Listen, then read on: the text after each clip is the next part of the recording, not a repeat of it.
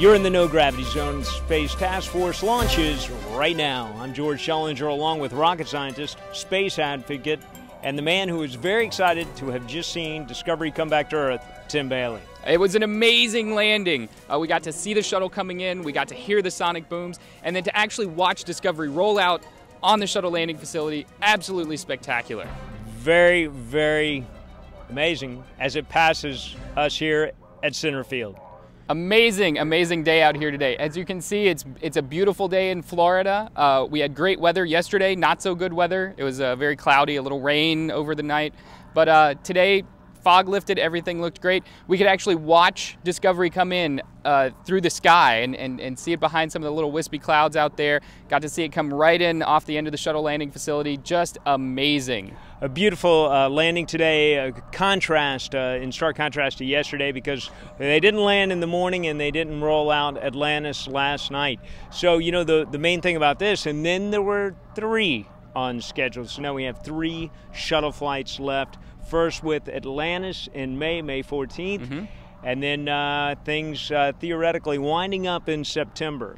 That's a very tight schedule.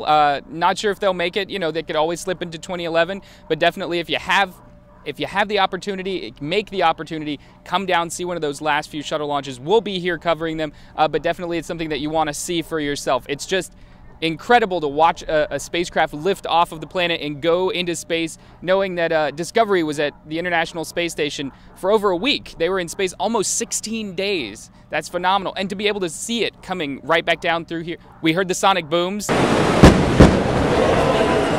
Everybody in the whole press site, we were watching Discovery come by, so we knew it was there, we knew what it was, and it still just shakes you when those sonic booms come in. So to tell you a little bit more about the Shuttle Landing Facility, it's a 17,000-foot long runway.